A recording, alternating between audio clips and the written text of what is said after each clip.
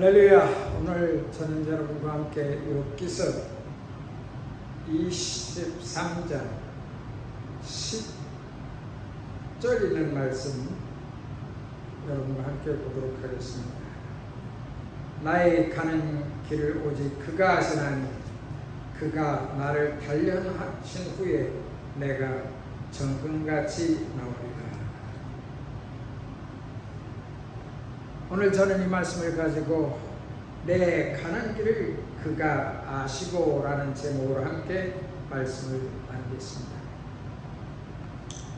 여러분, 우리의 인생길은 어떤 사람은 짧고 어떤 사람은 100살까지 살게 됩니다.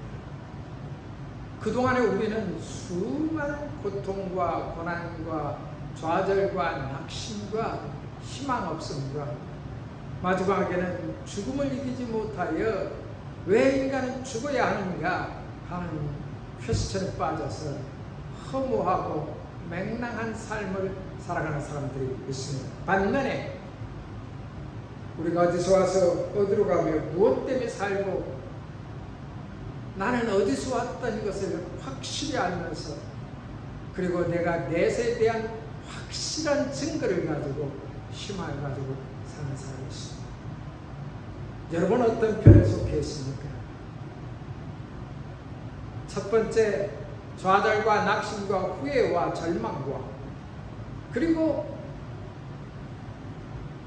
허무하다는 그런 삶을 가지고 삽니다. 그래서 허랑방탕하여 내가 육신이 살아있는 동안에 즐겨 먹고 마시자 에게나 칭칭다네 하면서 사는 사람이 있습니다. 아니면 두 번째로 내가 어디서 와서 어디로 가며 무엇 때문에 사는 확실한 증거와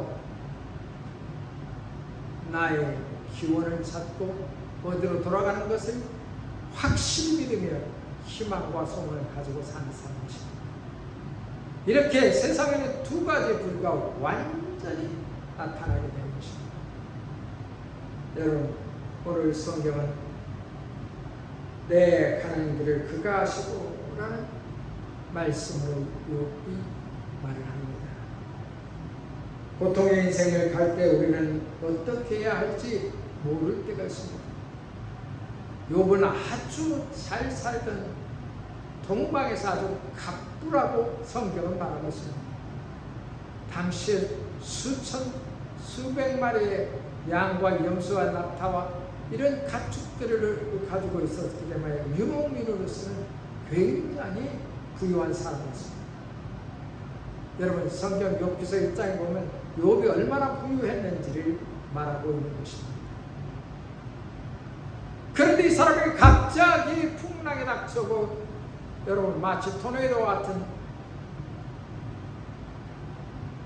몰아치는 풍파가 그의 온 가축과 가정과 자식과 아내가 싹쓸이 그를 비난하고 믿었던 마누라까지 하나님을 저주하고 죽으라. 어디 하나님이 있어서 우리를 보호하셨나? 욥은 날마다 예배를 드린 가정 예배를 드린 그런 사람이었습니다. 그래서 하나님께서 칭찬했습니다. 그러나 사탄이 와서 그럼 욥을 한번 시험해 봅시다. 하나님, 갑자기 잘 살던 사람이 아주 풍지박산이 된 사람이 있습니까? 그리고 도저히 일어날 수 없는 희망이 안 보일 때는 그런 사람이 있습니까? 켄터키 프라이드 치킨에 그가 62세 될 때 그는 완전히 모든 사업이 다 망가졌었어요. 소셜 세큐리티 106불인가요?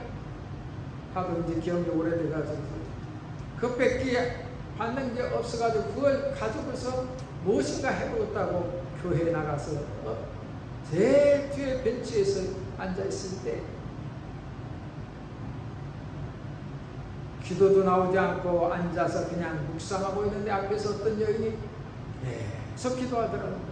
자기도 모르게 눈물이 캄캄하게 떨어져 나오면서 생각이 하나 나타나는데 그 생각이 어머니가 어렸을 때 프라이드를 치킨, 그러니까 치킨을 이렇게 프라이드 만들어가지고서 주던 게 그렇게 맛있었던 것을 기억나서 이거라도 만들어 팔아봐야겠어서 길거리에 그 당시만 해도 그렇게 차가 많이 지나가지 않습니다. 길가에다가 프라이드 치킨을 이렇게 구워서 팔았습니다. 그런데 그게 어떻게 됐는지 사람들의 입맛에 맞았는지 대박이 나버렸어요.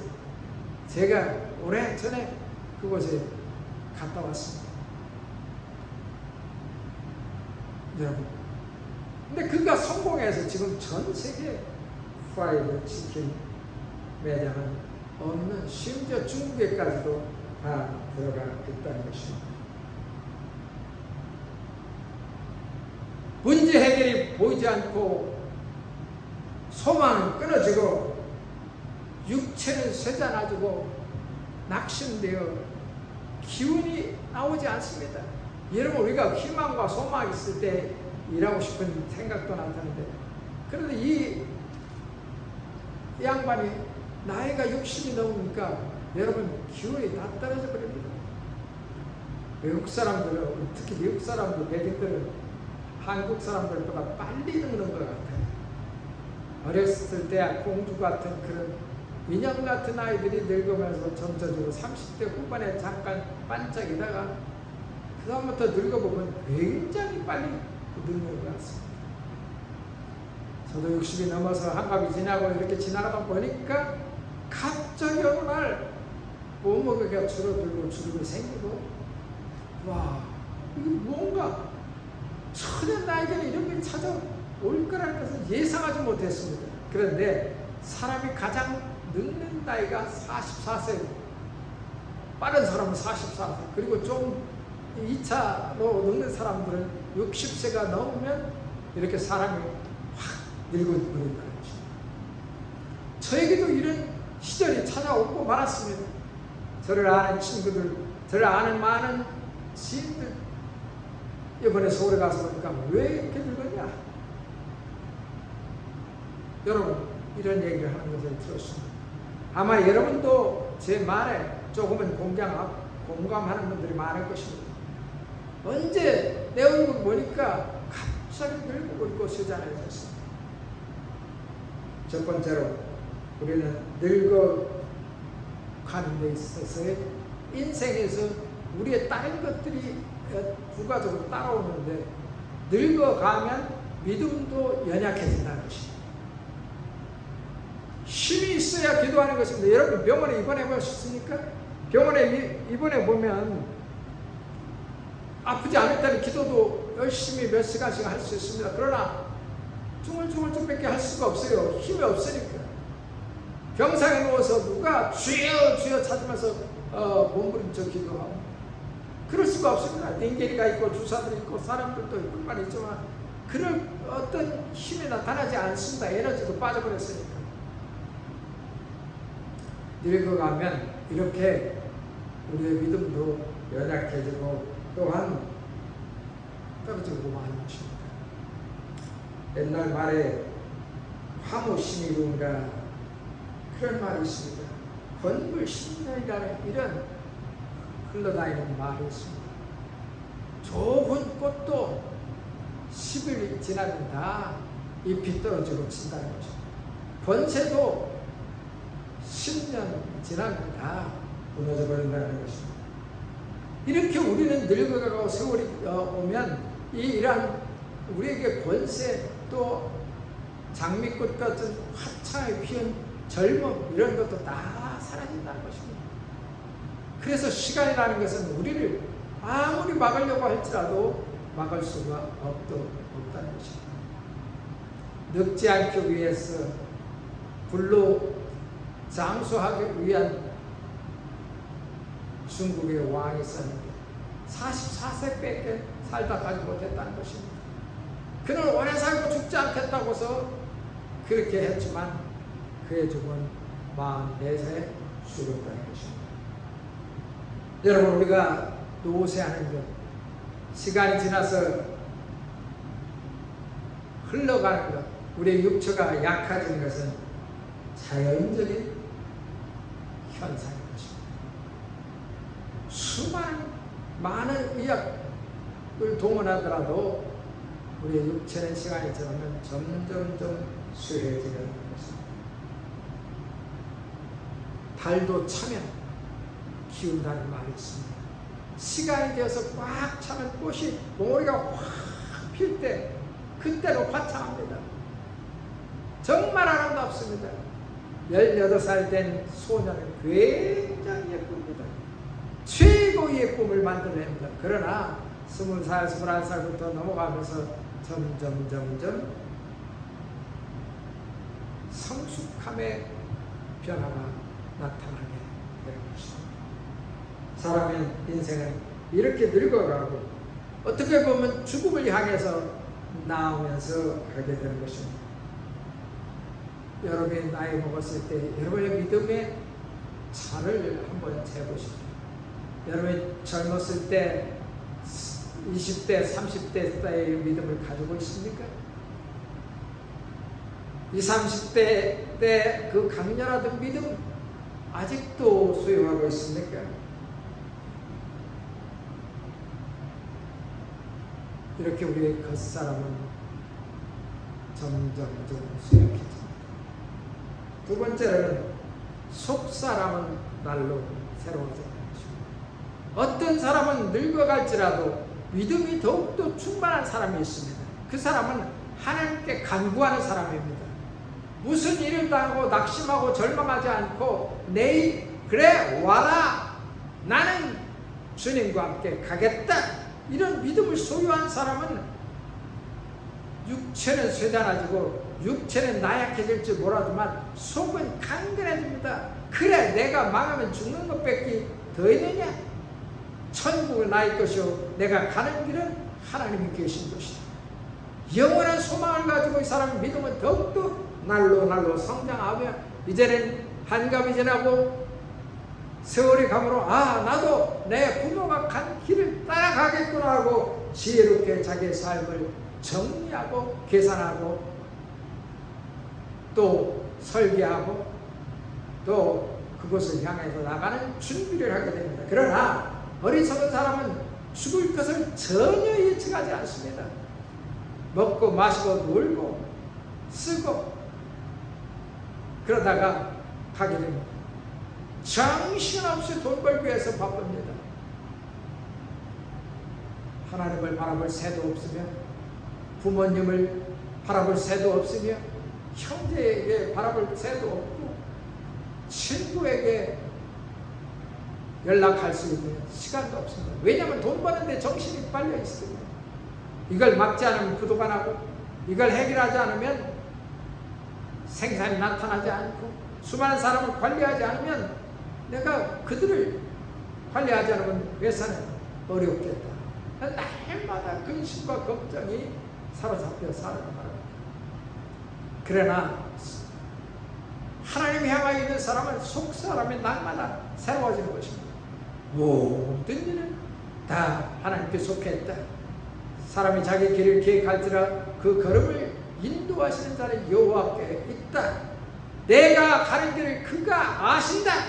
이런 믿음을 가지고 내 사업, 내 삶, 내 육체, 나의 모든 인간관계, 나의 비즈니스가 다 주께 속하였으니 나는 주께 맡기리라 하고 맡기면서 사는 사람은 그 사람은 겉사람은 늙어가고 죽으러 져버리고 얼굴은 그냥 완전히 산송장처럼 주름만 가득하고 그렇게 할지라도 속에서 나오는 에너지, 그 에너지가 그의 삶과 비즈니스와 인생을 풍요롭게 하고 너그럽게 하고 넉넉하게 만드는 것입니다. 그렇지 않고 맨날 걱정하고 근심하고 근심에 쌓여서 늘 어제는 굉장히 충만한 사람인데 다음날은 아침에 일어나보니까 또 근심할 일이 생겨버립니다. 그 다음에 근심으로 인하여 사로잡혀서 믿음이 땅에 떨어져 버리고 옆 사람을 원망하고 희망이 없고 절망하고 하나님이 나를 안 돕는다는 마음이 가득 쌓여 있으니까 내 믿음은 언젠가 순식간에 사라져버리고 마는 것입니다. 그러나 모든 일을 그가 아시나니 내 가는 길을 그가 아시나니 내가 단련하여 금과 같이 나오리라 하는 믿음을 가진 사람은 믿음의 지요 온전케 하시는 예수를 바라보면서 날마다 도전하고 또 7번 넘어질지라도 다시 일어나는 그러한 믿음을 소유하게 되는 것입니다. 여러분, 나이가 먹으면 지식이 많이 쌓입니다. 그렇지? 아이들이 하는 거 보면 굉장히 지들이 똑똑한 채로 이리저리 막 합니다. 아주 쉬운 예를 하나 보겠습니다.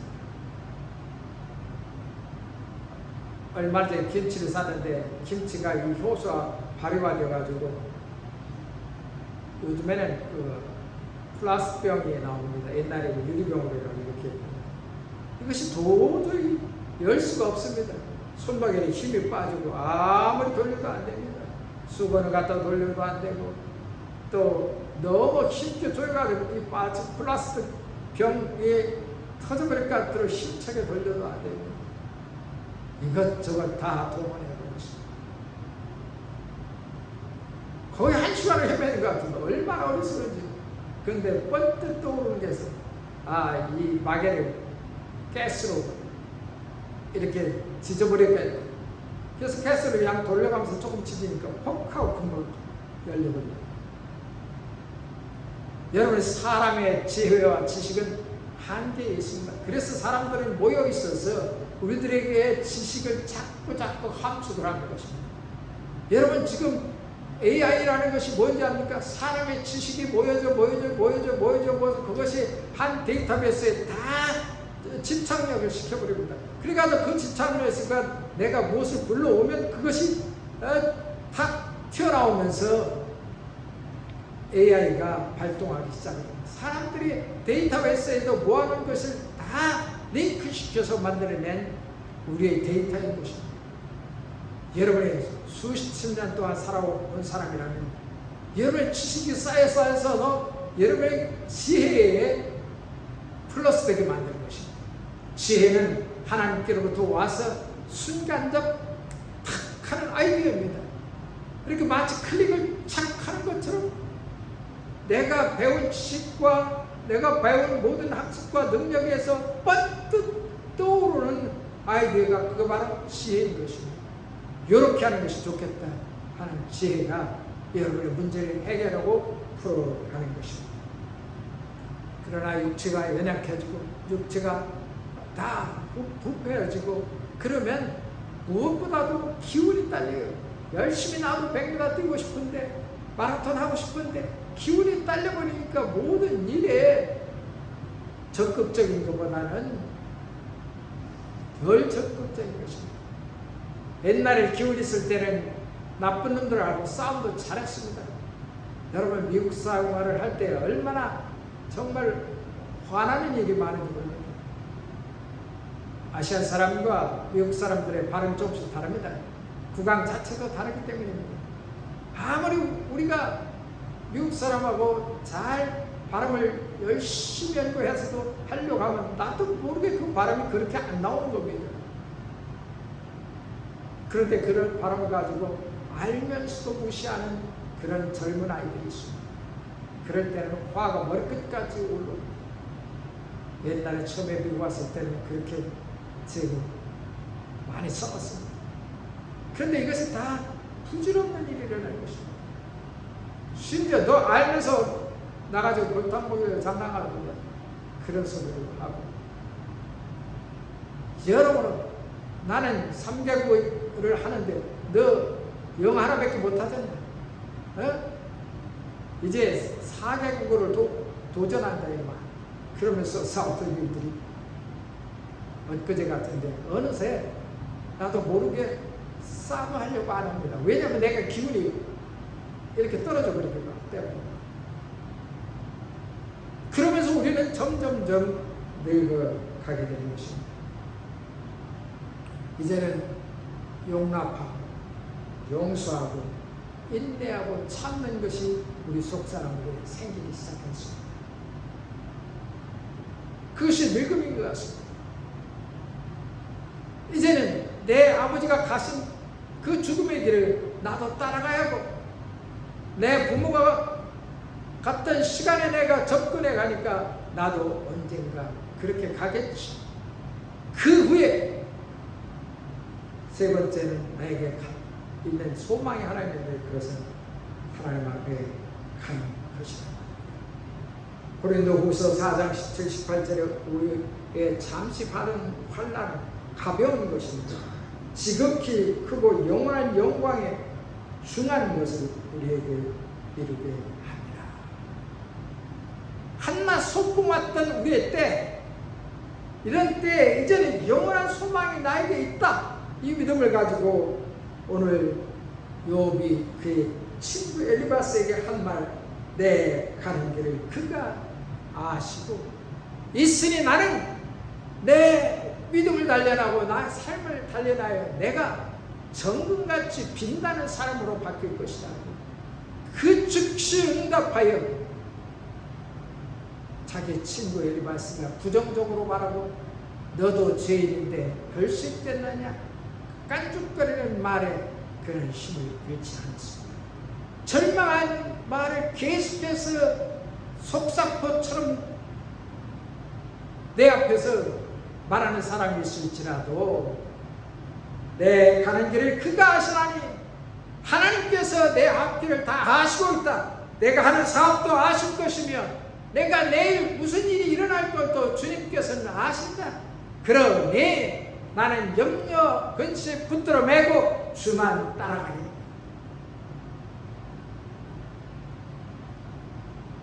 나는 주만 따라가겠다는 그런 마음의 상태를 가지고 No turning back, no turning back. 나는 뒤돌아가지 않겠다. 나는 주만 따라가겠다는 찬송을 하면서 예수님과 함께 영생을 바라봐야 할 것입니다. 고린도후서 4장 16절에 낙심하지 않고 우리에게 영원한 소망이 있다는 사실을 말씀하고 우리의 육체는 후패하고 우리의 육체는 점점점 늙어갈지라도 내 속사람은 날로 새롭다. 그게 바로 고린도후서 4장 16절에 말씀하고 그러하오니 나는 낙심하지 않겠다고 바울 고린도 교회 성도들에게 편지를 전해주고 오늘 여러분과 저에게도 전해주고 있는 것입니다. 여러분, 말씀을 믿는 사람은 희망과 소망이 일어납니다. 저는 이 말씀을 믿습니다. 내가 가는 길을 그가 아시나니. 그 다음에 딱 여기서 멈춰버립니다. 그러니 나는 근심과 걱정과 미래에 대한 희망과 나 염려에 내가 사로잡히지 않겠다는 결심을 합니다. 그리고 나는 7번 넘어질지라도 60년 동안 실패하고 넘어질지라도 좌절하는 일들이 많았을지라도 나는 지금 60부터 다시 일어난다. 그런 마음의 자세를 가지고서 시작하면 60부터도 성공하는 사람이 있다는 것. 여러분, 저는 켄터키 프라이드 치킨 코너 이분의 이야기를 듣고 언제나 소망을 가지고 희망을 가지고 살아가고 있습니다. 여러분, 어떤 문제에 있어서 좌절하십니까?